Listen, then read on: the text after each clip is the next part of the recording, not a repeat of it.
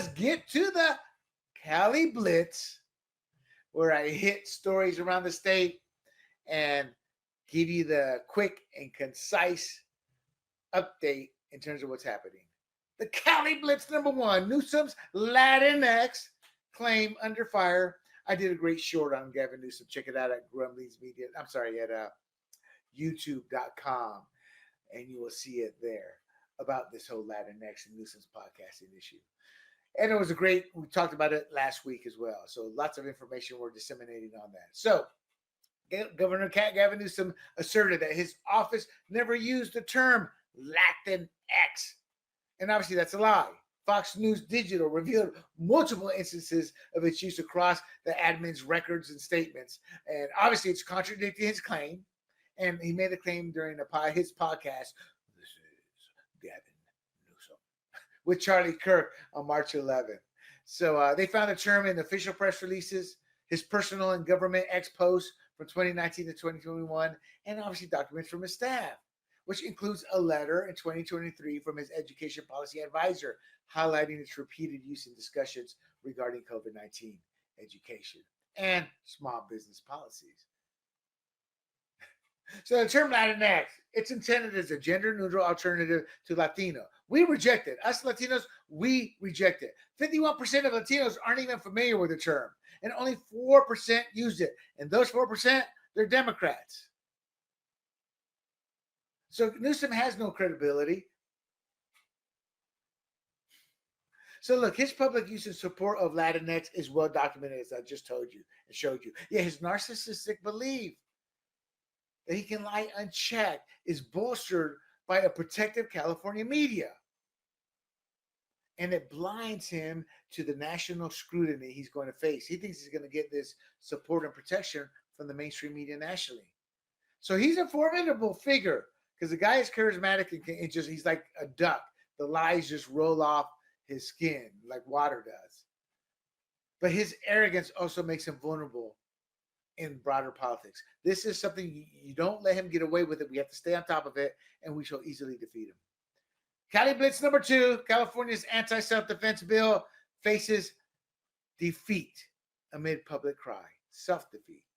So, on March 13, 2025, a controversial California bill was presented, and it was aimed at restricting our self-defense rights, and its sponsor, Assemblyman Rick the Idiot Zabir, withdrew it. Why? Public opinion. He wants to stay in power to keep getting richer, to enrich himself, to gain more power. That's the only reason he withdrew it. So there's obviously tension here between state gun control efforts and Second Amendment protections. So it was Bill 1333. It sought to amend the California Penal Code Section 197, potentially eliminating justifiable homicide in scenarios like defending your home or property. In essence, the guy could come at you with a knife, his own gun, come at you any way he wanted. And if you killed him, we're coming after you. That's in essence what the bill was looking to do in a nutshell. So it would force law-abiding citizens to hesitate, which meant, do I shoot it up? They're dead. To hesitate or retreat rather than protect themselves. Call the cops who could be minutes, 20, 30, 40, 50 minutes, a couple hours away to show up. Ludicrous and not realistic. So obviously it faced significant backlash and resistance from both, not us, the citizens, but law enforcement, including county sheriffs. They said it had vague language and potential to undermine personal safety. It's purposely vague so the courts could interpret it to its extreme. And California is full of activist judges. My take is simple. Look, the state's push to restrict self-defense aligns with a broader agenda to disarm us. This helps them secure the criminal vote. Just because they're criminals doesn't mean they can't vote. And this does nothing but prioritize offender rights and deters gun ownership in the broader picture through fear of prosecution, high costs, and delays. Meaning you're going to think twice about wanting to get a gun because of all the hazards that come with it. And that's what this bill was going to try to help do. Yet we push back. We're consistently thwarting these efforts. I used to donate to San Diego gun county owners. I just don't anymore. I just don't care for them and their politics and how they portray themselves and enrich themselves. But that's my personal take. but give to your local one if you feel good about where the money is going and who they're supporting and the battles they've chosen to take within the conservative realm. And that's my take. Cali-Blitz number 3, San Diego County Sanctuary Policy Vote Fails Amid Controversy. All right, look, the San Diego County Board of Supervisors, they recently voted on a proposal to repeal the sanctuary jurisdiction status they've given, which helps protect illegals, which includes murderers and rapists and thieves. And the measure failed. It's a Democrat-controlled board. So this just happened recently. It was a 2-1-1 vote, falling short of the majority that needed 3 votes needed to repeal it. So, and this means local law enforcement will continue to be restricted from transferring undocumented individuals, aka rapists, murderers, thieves, felons. Again, to reiterate, those convicted of serious crimes to ICE for deportation. And it also highlighted a strict partisan split here. Supervisor Jim Desmond and Joel Anderson, who Joel Anderson I've had issues with of recent, but they voted to repeal it, the 2 Republicans. Monica Montgomery opposed it, a Democrat, and Tara Lawson Remmer abstained. No reason was given to abstain it. Now, let me tell you something about Monica Montgomery, Steve. I was at an event for a Board of Supervisors candidate I was actively helping, partially working as her campaign manager before she shifted to another race. And Monica Montgomery was running in another district for city council. They were telling Republicans, you got to vote for her. I'm like, no, you don't vote for anybody. She's a damn leftist, and she proved it here. She plays a race card. She plays a victim. She's a disgrace to Americans, whether you're black or white or Latino or Asian, because she does not vote for her constituents. She's dictated on how to vote by her party. But yet she's got the Latino and black vote secured when she's not voting for our best interests, but voting for her party's best interests by who the rich donors tell her to vote for. Then Tara Lawson Remmer, I don't know. But the point is this is common sense. You protect the constituent they don't want to. And let me tell you something else. Before Democrats dominated the San Diego Board of Supervisors, it was fiscally responsible and we had a surplus. But now it's in the red, borrowing from Peter to pay Paul. It supports undocumented illegals, illegal aliens, and it shields criminals, again, like the rapists and murderers. Look, who's at fault? It's the local Republican Party's inability to capitalize on these issues. And they let the board go from red to blue, and they saw it coming and did nothing. So this is a lack of backbone from our candidates and the party itself, and disarray. And this is unlikely to change until a strong leader starts to lead that party. And none of that is on the horizon. Cali-Blitz number 4, the FBI raid shakes Contra Costa political landscape. So the FBI raided a well-known connected Democrat political consultant's home. So this is obviously going to ignite intrigue and raise questions about the corruption and influence in the region's political sphere. This is mostly local, some state. So what happened on Thursday or the last week, the FBI executed a search warrant at the Concord residence of Mary Jo Rossi, a prominent Democrat political consultant known for her success in electing influential and controversial Contra Costa County politicians. So this is, again, spreading speculation, taking it a level deeper about the scope of the ongoing investigation and potential ties it may have to the extensive network she's built, meaning other people at play here, donors, politicians, workers. So Rossi has been doing this for over 40 years. She's a veteran, and she's represented, again, controversial figures like former DA Mark Peterson, the Sino family, as well as the Garaventa family. There's no direct link to the raid has been confirmed to anybody else. So we're going to have tons of questions. My take is, look, the raid on Rossi's home not only targets a key political operative, but look, this hints at a broader web of implicated players. It will. Watch, wait and see. Who? Could be potential union members, associations, politicians. The depth of influence she has is extensive. And what's going to open it up is they start to say, hey, we're going to prosecute you. You want to make a deal? More names will come out. So this is a promising high stakes political drama along the House of Cards story type lines in the sense of how big it could be, but at a state and local level. Let's watch how this investigation unfolds. Cali-Blitz number 5, California's minimum wage hike triggers fast food job losses. Now, this is an older story. I just wanted to reiterate it because of In-N-Out leaving and how the whole fast food industry with the advent of the minimum wage. So California's fast food industry has faced significant upheaval because of a state-mandated wage increase, minimum wage increase. They've shed not hundreds, but thousands of jobs. And this highlights, obviously, a broader economic consequence, meaning higher fast food prices. So since Governor Newsom signed the law in September 2023, it went from $16 to $20 an hour. The state has lost over 14,000 jobs. This is a year old.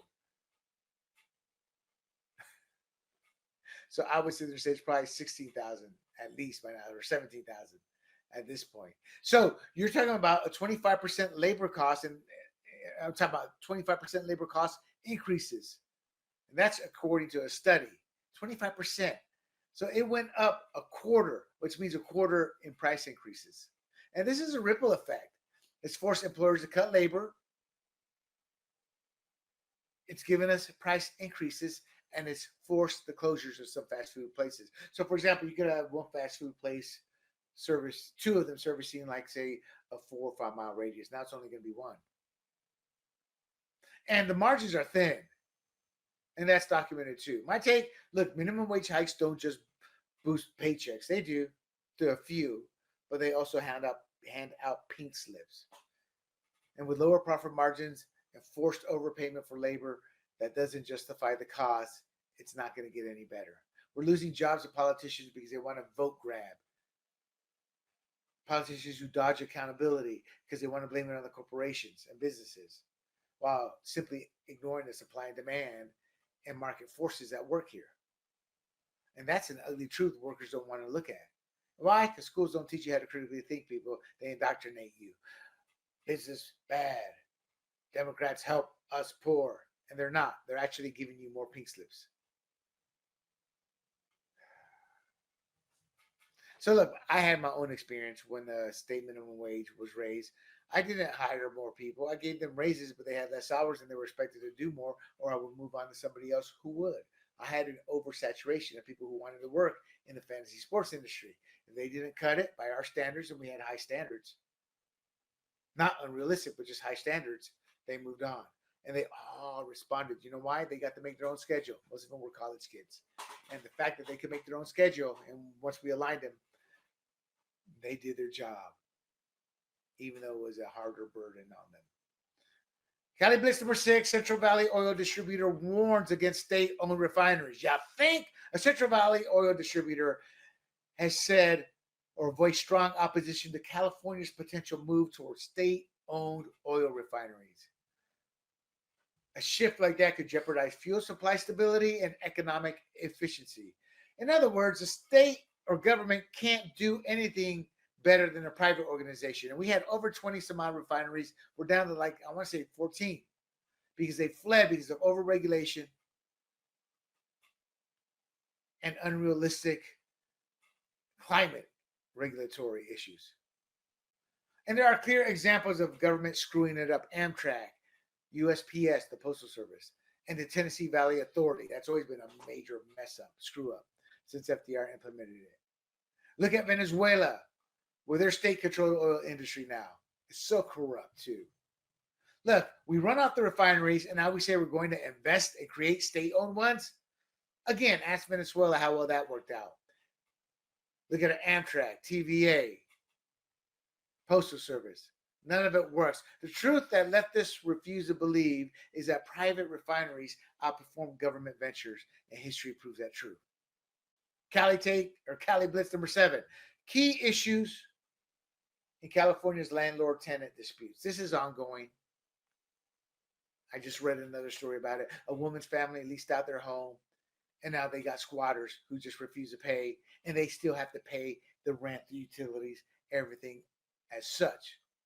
So now you have unauthorized occupants, and they've actually exploited their own bankruptcy filings to extend their stay, with the courts protecting them. So this leaves homeowners paying the mortgage out of pocket, paying utilities, receiving no rent. And a lot of people do this and invest in their security, have little extra income. They're working class, maybe a bit above average working class, but they're still working class. Delayed court processing, judges siding with the squatters, politicians most definitely siding with the squatters, and there's no resolution in sight. And thousands of cases, hundreds of thousands around the country, including Europe, are seeing people having to sell off their cheap, or not even sell off, but have to kind of cut their losses and just move on. The state doesn't mind that because they'll eventually kick those people out and take control. So California's tenant protection laws, such as Tenant Protection Act, AB 1482, that's what's created this legal environment where landlords and homeowners' property rights are taken from them in the name of justice, social justice.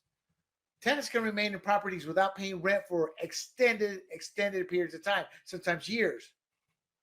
So look, people are saying, look, state legislature, you need to revisit this, or federal government, please get involved.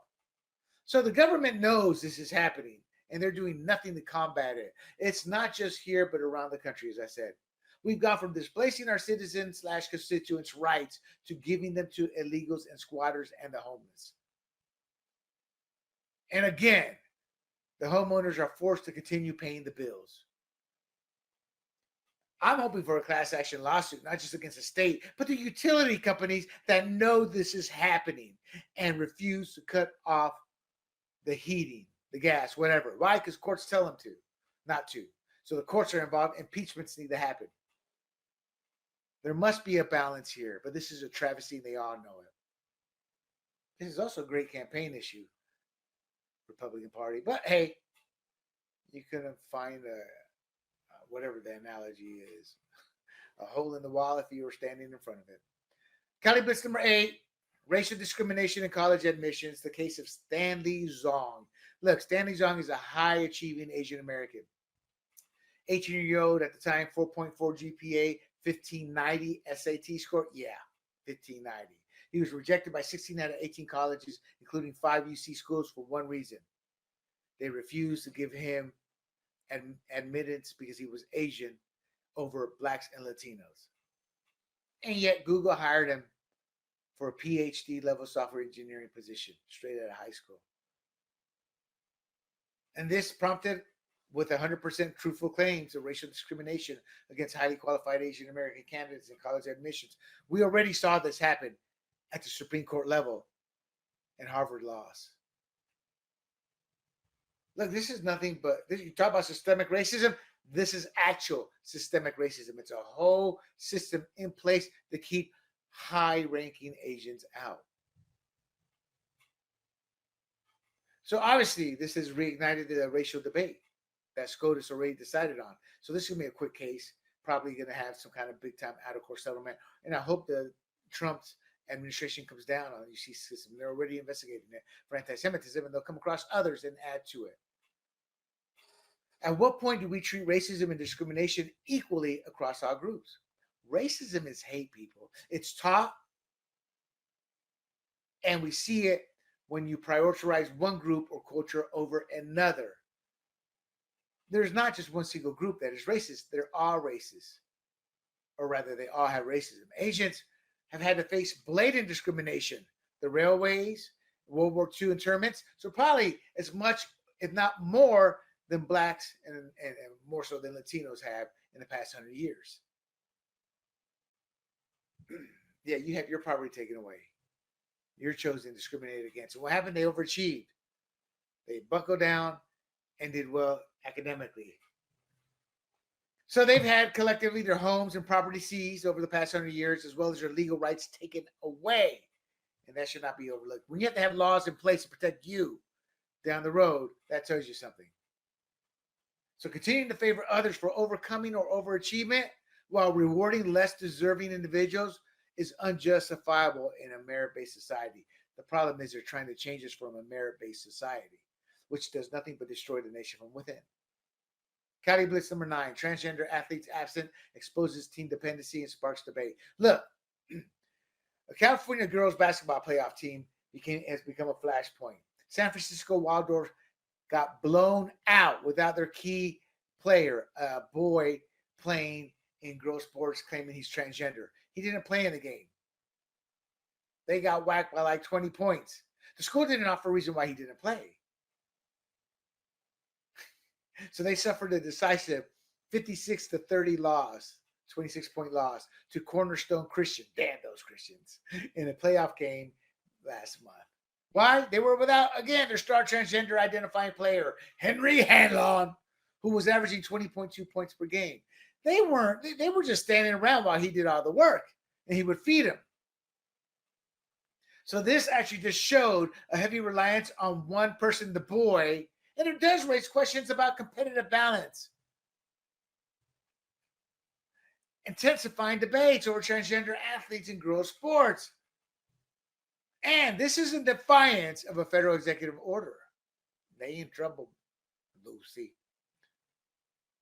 So critics obviously say this is about fairness. No, it's not about fairness. It's about protecting women in female sports. And so this sets up Donald Trump against Gavin Newsom, who he himself said, this is unfair. He was obviously lying as he eyes plans for 2028. Look, this outcome reveals a stark truth. Remove the male-born athlete and the team crumbles, proving dependence over equity. It's about the team wanting to win so bad.